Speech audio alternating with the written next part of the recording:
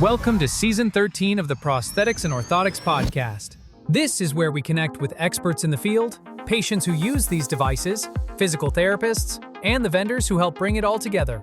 Our mission remains the same: to share stories, tips, and insights that help improve patient outcomes. Tune in and join the conversation. We're glad you're here and hope it's the highlight of your day.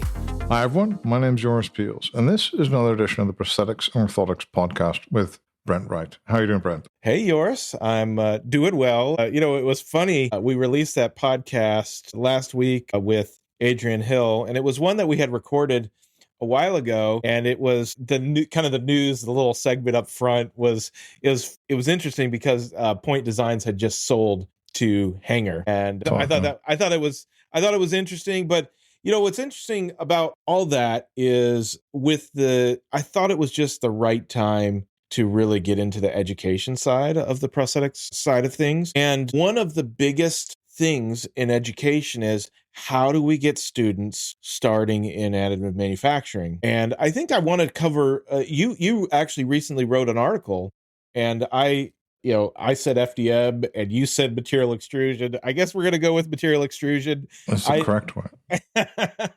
So the correct one. Yeah, I was trying to change, but I think it'll stay FDM for a very long time, actually. But the corrector, even way to do it is yeah. So I'd love to cover a little bit about or a lot in that article, but then also maybe tie that into how material extrusion is changing the landscape of the orthotic prosthetic field as well, and maybe what we're seeing coming down in the future, specifically with some of the stuff that you wrote about in your article. Okay, that's cool. And then, so you're just interested, let's talk about the OMP more specifically, because why not? Because although I think we're just going to get into the same old stuff. Like OMP, I think is going to benefit massively from these cheaper printers, right? Being available more and now it's easier for example, a student to buy a machine that actually works, for her to really print things and really make things, and for her to really get stuff out the door, let's say. That's a big difference. A couple of years ago, you're great if you wanted to figure out the machine and tinker on the machine, but if you were only output motivated and just wanted to get stuff out the door and make stuff with 3D printing, it was kind of not a great hobby. Right. It was more like a make the machine hobby. It was kind of weird. So that's a big difference. The old tools are expanding and getting better. The behind the scenes stuff, I think the stuff that's coming down the pike could be super interesting for specifically OMP is, stuff you're working on as well. It's like that nonplanar stuff, which I think is really very, very exciting. So I think and I'd love to just take a little step back. So for OMP, some things, maybe we can get into some of this. You see what Prusa did with Bondtech with that multimaterial stuff. That seems pretty important. I didn't get to see much of that on Formnext, but I'm sure you saw it. We covered the non-planar stuff. I think that there's some interesting stuff coming down with the pellet side of things. I think that's interesting, and I think pricing of some of that may start showing up into, let's just call it, some of the prosumer. It's still going to be higher end side of things. And then the one thing, I don't know that you covered it in your article, but there are people actively working on this induction aspect, hot ends. And I don't know how big a deal it is, but with this foaming material, it does start getting interesting. But I would think that the math and the software side of things is going to take a little bit to catch up with. I mean, I see the potential of the induction side of things, but I also see, man, if you can't debug that your print failed and you got string all over the place, how much harder is it going to be with some of these induction type of stuff and pinpointing and troubleshooting your prints? Yeah, actually. So first off, if we're looking at what I call truly digital extrusion, so first, when we got started with this stuff 30 years ago and up until very recently, everybody was just pushing filament with some kind of pushing kind of mechanism, which was a couple of feet or a couple of inches away from an extrusion mechanism, heated to a certain temperature, and it went into a chamber and it melted to a certain degree at a certain pressure. And the regulation of the temperature and the pressure, there was a delay. And then so everybody was kind of like push, I call this pray and push kind of, or push and pray kind of time. And we were actually there until a couple of years ago, 3-4 years ago. Bamboo changed this by making extrusion more digital drop on demand, if you will, and more also like you can calculate track width and you can look at really truly what you're extruding when. But if we look at, like, for example, I'm testing a P2S at the moment and all these things, even the AI tools I have in there to try to track extrusion, how fast it's going, and the kind of over under extrusion stuff, and also kind of like material sticking to the part or to the nozzle and stuff like that. Even that stuff is not as fine tuned as we'd like. And there are people looking at a better, more digital form of extrusion where you really kind of apply pressure now and calculate when that effect is, and calculate what temperature and what pressure is needed to get the same track width or the same drop on the same moment, right? And then you're combining that with the stepper motors or whatever motion control you have and the geometry to see when you need to have a certain drop at a certain place in advance already to build it up perfectly. And that'll get us to the next kind of level. Now, if we're looking at that, then there's a couple of things that really come into play. One is we may be able to print even faster. That could be cool. We don't know if that's possible, but it seems like it could be. The other thing is that we could be able to print with pellets, which has always been a problem, but it'll be a tenfold decrease in feedstock, which is super nice, right? And in some cases, it'll be like a 20-fold decrease in feedstock. So that'll really improve us. And we'll just get better results, more reliable, more repeatable, better parts. Now, as in, like, you correctly you're stating it already kind of in a kind of really careful way, because you understand the difficulty of getting to this step from where we are. And it is a bit of a Zeno's frog thing where every leap of the frog is like half the distance of the next leap and then the next leap. And then, so every kind of thing we're doing now is much more difficult than the previous steps. Whereas in the beginning, going from the initial rep wraps to semi-reliable rep wraps was already a huge leap in functionality and a huge gain. And that's being reduced, let's say. So if we look at all these things happening at the same time, yeah, we need better cameras, we need better software, we need better kind of AI monitoring stuff, and we need better prediction capability to be able to do this really truly in a digital way. So I think it also needs to make sense. Like, Bamboo needed to make the leap to eliminate everybody. And it's sufficiently now eliminating most competitors or competing very strongly with them by just making increasingly better machines and improving them. Like on the P2S, the material feeding the unit got better. On the next one, maybe they'll allow you to dry better, or dry while printing, or pre-dry all the materials or something like that, right? Or automatically dry or something like that. So they're already in incremental improvement mode across like 5-6 different printers. And they're, some of them are laser cutting and some of them are bigger and smaller, but they're really kind of improving it. They're not taking another leap, or they don't seem to be taking another leap for now. And that really, we need another leap in imagination. And we need also another leap in technical ability to get where you want us to be, I think. So where in O&P do you see kind of the low-hanging fruit? Is it just access to these, like what you said, the low-cost printers? Or do you see it, hey, you're going to be able to really drop your price or drop the cost of goods through pellet? What do you think is just the easiest thing if you're just looking at a macro right now? It's like, is it just because it's easy to get into right now? No, I think so. The thing is, what you're doing in Guatemala, we're just taking the A1s over there and printing that stuff. That wouldn't have been possible a couple of years ago. And that is the biggest capability increase I see. That you're able to do this and you're able to rely on this. You're not going to be sitting in the jungle for 4 days not doing anything because these things aren't working. They actually spit out parts, right? Right. So for people like you, especially the expeditionary, exigent / austere environments, I think it's the amazing thing. You could take a $200-300 printer and make it go in the jungle and help people. For most people, it's still too tricky to print DPU and all these other flexible materials. It's annoying as hell on your current printer setup because it's not a main focus of the printer.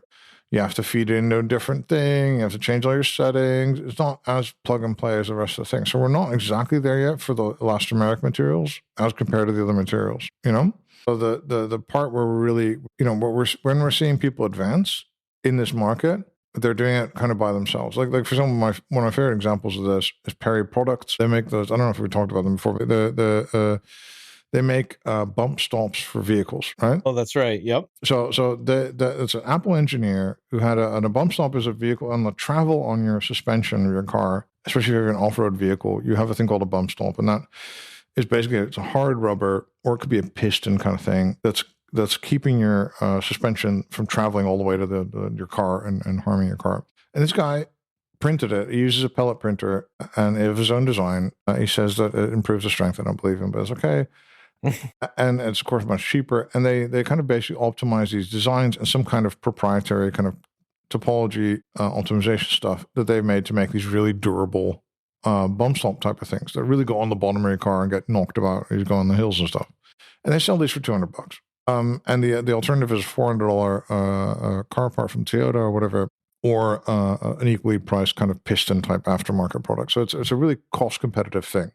And if you can do that with 3D printing, of course, for that market, you can totally do for all sorts of bits and bobs of people for OMP. But really what we're seeing here is that this guy focused on that application and that application alone and really made it happen, right? So what we're not seeing in OMP is we're seeing the generalists kind of advance, which is great, but we're not seeing too many people say, oh, I'm going to make the best liner material and I'm going to make 3D printed liners and that's the only thing I'm going to do, It's mainly the people that are doing deep dives in additive manufacturing are using either, like you guys are, to make your customers work better, like their customers is in the OMP clinics you sell to, or to make the prosthetics that you can personally make or your customers can make better, right? Or to solve problems for your OMP or your kind of patient customers, right?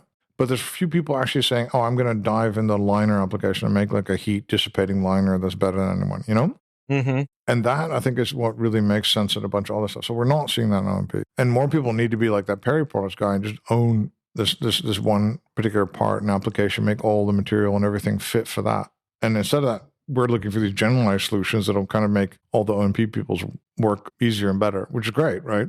But it's a very different thing, right? So I think one of the other neat things that I think has happened specifically for the FDM side of things, just like what you said, like TPU is definitely hard to print, but once you get it dialed in, you can print and print and print multiple different types of applications. And we just had a situation where a young child it's just an unfortunate situation, really terrible insurance, and they're on like the kind of the welfare insurance, I guess we call it Medicaid here. And for their prosthesis, it's next to nothing what the reimbursement is. So they would get probably a pretty terrible product if we were to traditionally fabricate it. But the fact that we can design it and 3D print it, the complete thing, at a very low cost, we're going to be able to work within the cost constraints of what we have. And he's going to get a very advanced prosthesis, and there's still going to be a spread of money to where we can stay in business, right? So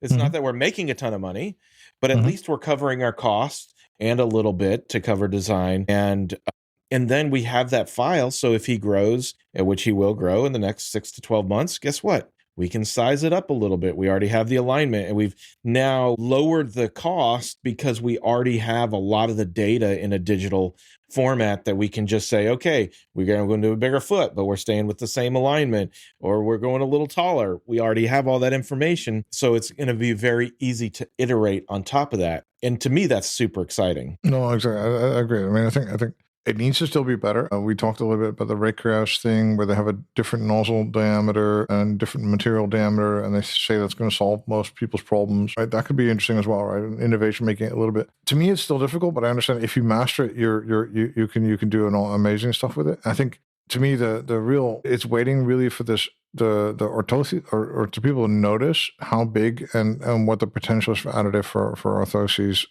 and orthotics for just making that 100% additive.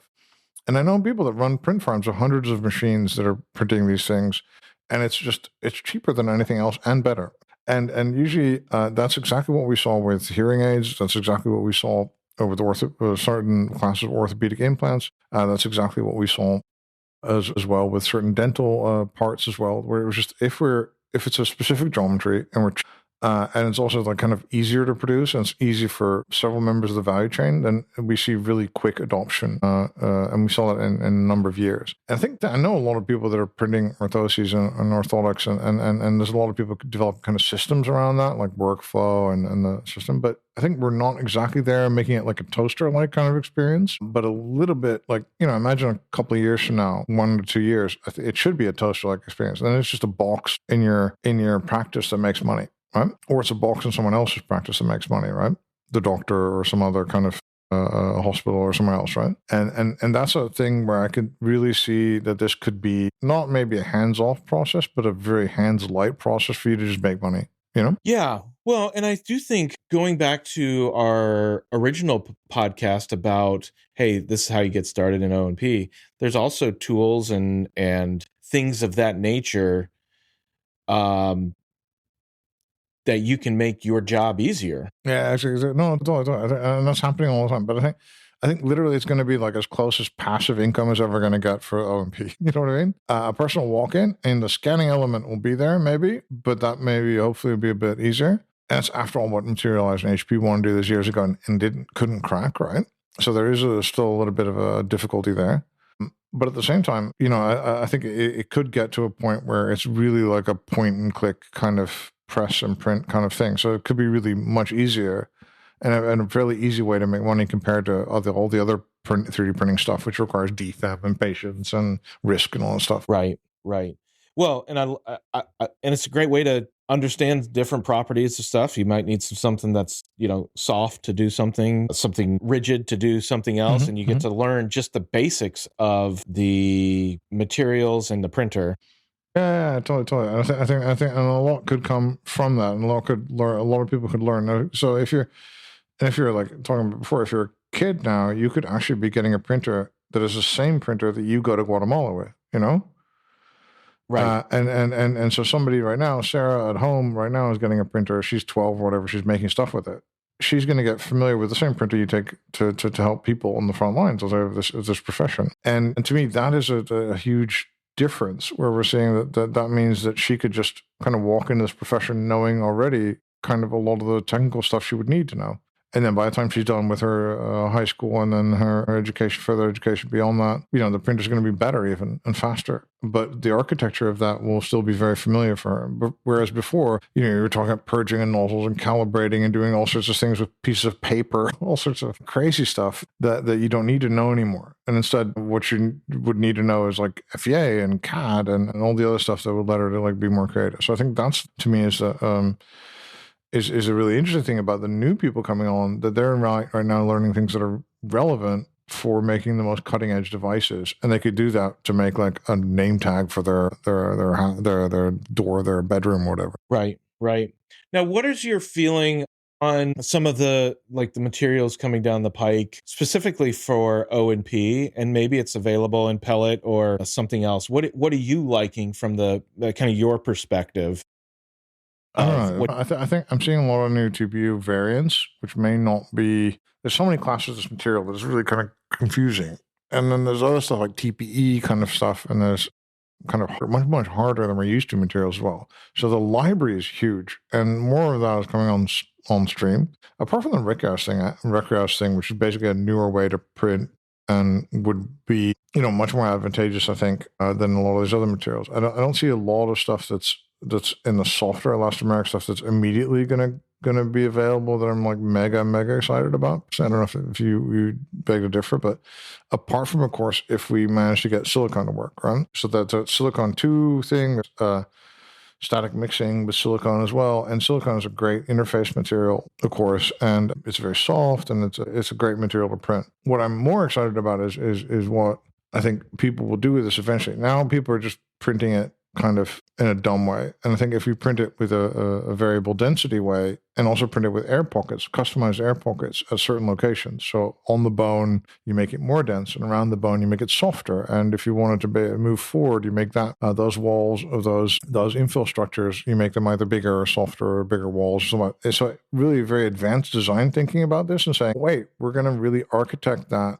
not that surface, not that topology, but we're going to architect that performance at every layer. That, to me, I think for O&P, especially in a comfort and an interface type of way, like where your leg meets the prosthesis, that could be a huge advantage. But that's not even like a new material or anything. That's just a new way to create a new material for every single O&P patient. And that's the exciting bit, I think, on the design side, and also on the material side for me. So the most exciting side is for me to see how people would use TPU for encapsulated air pockets, which we know already for about 10, 15 years can be done, but no one's doing it really to a great effect where you can make a custom air pocket for your foot or your particular amputation or whatever, and your weight and how you place it and all that. So I think that's super exciting. And you can also think of other stuff like filling it, like filling an air pocket with PER or with a latex or an epoxy or with a rubber or natural rubber, or using it in combination with like a material like gutta percha or something, where you can put it in the shaft and printing it that way. And to me, also like the idea of, for example, you print all these infill shafts, call them shafts, where, well, what if you had another kind of material or another printer head that just filled them, right, with different materials, right? And there, of course, then you're talking about really radically changing the cost structure as well, because you're not taking this expensive print material. You could take like some kind of really cheap material or some kind of 2-component material and then fill it. You could fill it with epoxy or PER or something like that. Right. And so filling prints is also something that now you have to do by hand, of course. You're not going to do it in practice, I don't think. But if we automate that a little bit further, then within the technological paradigm, it's just posit height, right? 601 or something like that. And then you posit height, you fill it with a different material, and then you get hugely different characteristics and wear resistance and strength and stuff like that. So I'm not really that excited on the elastomeric side, not mega excited about like new materials, but very excited about how combining these materials with injecting them into those shafts. And then on the harder material side for the desktop printer at home, I'm super excited about polycarbonate. I think it's amazing. And I really make a ton of stuff with the house. And I think it really is a material that needs a lot. It's way too expensive. The fish is like $50 a kilo, which is ridiculous. But still, for something that has to be hard, but it would shatter, right? This is like the one reason for OMP. It's not great maybe, but for like a hard kind of impact resistance thing, it's really, really nice material to play around with, I think. Okay. So as far as machines go, what are you seeing? I mean, I know you said like some of these less expensive printers. We also have the Vortex, which is the polar printer, which is a novel. You have some robots that are doing end of arm stuff that may be interesting. What kind of gets you excited about where some of that stuff may go for O&P? No, what you're up to is one of the most exciting. It sounds really stupid. Oh, my dear podcast host, what you're doing is one of the most exciting things in Extrusion. What you're doing is really exciting because with Polar, we can really print layers that fit better on each other. Right? And if we can do that in a relatively affordable printer, we can all make tougher, especially elastomeric parts made out of one solid design with different properties in it. And that to me is really exciting if you're looking at a socket or if you're looking at beyond the socket to all sorts of other more complex even devices. So what you guys are doing is really super exciting because that's doing something that bamboo in and of itself won't be able to do or won't even care about doing, because it would take, too much away from them making different materials and making stuff go in rigid materials and making stuff go in, for them, the value add is not exactly there to redesign their whole ecosystem, the whole way they do things. And just, of course, vase mode is the best mode, but also like the idea. Come on, you had like right towards the end of the podcast. But I mean, I hear it allows you to toolpath plan very, very differently and just for adhesion. Right. And I know you've been doing a lot of work on that. And I think that's just the most exciting stuff so that I think what you guys are doing is amazing. I think you really need to be pushing that forward because I think it really could change a bunch of the way this community makes prints. And it's specifically very interesting for this community, and outside this community, not so much. So it would be something that's very uniquely valuable to OMP, what you guys are doing. And then what you alluded to, the other stuff there, cobots with extruders mounted on them could be interesting. We don't know yet. Like at the moment, there's a lot of the quality isn't great on them, but these cobalt things are getting cheaper all the time. So the hope there is to really make think of it like a larger structure, like a scoliosis brace. Think of being able to make that form fitting around your back and how that brace would be constructed. That could be a really very interesting kind of application for that, especially very large parts as well. There's not that many people working that really. There's a ton of people working on like the medium, large format, like the meter by meter, yard by yard by yard kind of size. But there's not that many people working in the cobalt type assisted printing space because they just think, oh, well, for the trouble, I'll just make I'll try to 3D print a speedboat or whatever. So that to me is also quite exciting, but I see little in the way of progress there. And that's on the cobalt side and stuff. And then there's still some. It's still weird. We don't know if this is going to happen, but the interest around shoes has been letting, I think Creality has a specialized shoe printer, right? The other printer we talked about the other day was also, there's a specialized kind of shoe-ish kind of printer, these kind of specialized kind of shoe belt printers. It seems to it was like a big hype, and now it's kind of not as interesting anymore. Mm-hmm. But still, that is an architecture that is really, really quite beautiful, Yeah. Well, and I think when we can end with this, I think one of the interesting things that you mentioned is toolpathing. Mm-hmm. That is really a frontier that nobody's really talking about. Mm-hmm. toolpathing makes all the difference, not only with strength, how beautiful the parts are. And I think that is a frontier that we're definitely trying to tackle in the prosthetic and orthotic realm that can make all the difference using wild materials or great materials, strong parts that are comfortable for the patients. Any thoughts on that? No, that's totally things like filling in a particular design in a particular way, printing for a particular material, but also printing only, like, why would you have a slicer? Why not just have only a slicer that's for example, for test sockets or whatever, right? Mm-hmm. You could make a slicing software that just gets you the best design for that one thing all the time, right? And you could design G-code in such a way to optimize that just to get that one part in different geometries and different sizes out. There's not going to be infinite. As much as we like to think everyone is unique, we all are a unique snowflake, we're not that different. So we found that out at this, the enable hand thing where it was supposed to be like all custom, and then we found out there's like actually like there's like only like, I don't know, like 50 sizes for everyone. Like, oh, okay. Well, then we could maybe just make 50 CAD drawings, then everybody just picks one. And we were thinking it was like an infinitely customizable universe, but apparently isn't that, we're not that different. Also biomechanically. Right. And certain other things, of course, we are, but in that kind of, in that respect, not as much as we thought anyway. So to me, that is like a really exciting, and you're right. There's not enough people working on that, given the differentiation. If you look at what Kupol is doing, those guys that are doing the light helmets, and they're basically saying, okay, we're going to take a regular 3D printer, we're going to take CPU, probably a specific formulation, and we're going to make the best football helmets because we control the geometry and we control the way that geometry is built up, and we understand what will minimize that impact. And then for football helmets, they are cared about the really sharp, fast impacts and the really heavy impacts, like fat dude falling on you and you get a cleat against your head, right? Mm-hmm. Those are the two, like the scariest ones. And so they're able to optimize for those two catastrophic impacts the most. And that would get them better performance. And we're seeing that with the NFL kind of helmet testing thing, with the 3D printing helmets are consistently winning. But they're saying, hey, we're mastering that impact stuff with that toolpath for TPU in helmets. And you can easily see how that could really take that canvas, if you will, that they've been constructing, or that palette that they've been making, and apply that to, well, all sorts of sports equipment and all sorts of OMP stuff as well. So I think also given the business opportunity, I think they're, companies like Carbon and HP and stuff should focus much more of their attention there. They have Lattice engines and they're working on FEA and stuff like this. But still, they should focus more attention there, because that's really where the rubber meets the road. Let's say. Yeah. All right. Well, I think this was good.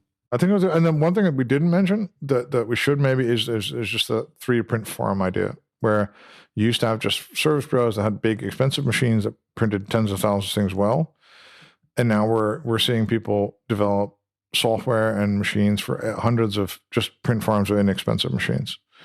And there's, like, for example, 3D farmers that make the software where they're actually bending, they're causing and software in a couple of 3D printed parts, and it causes your bamboo printer you run the software for your bamboo printers, and then it causes you to bend automatically your build plate, stuff like that. That could really push a lot of people further and make it a really low cost thing as well.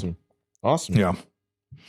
Anyway, so cool podcast. So thank you for being here today again, Brent. Yeah, well, this was great, and I'm gonna start calling it material extrusion, so I sound sophisticated. No, I forget all the time as well. Everyone forgets. I think everyone forgets. But anyway, so thank you so much for being on this podcast. Thank you so much for listening to this podcast, and have a great day.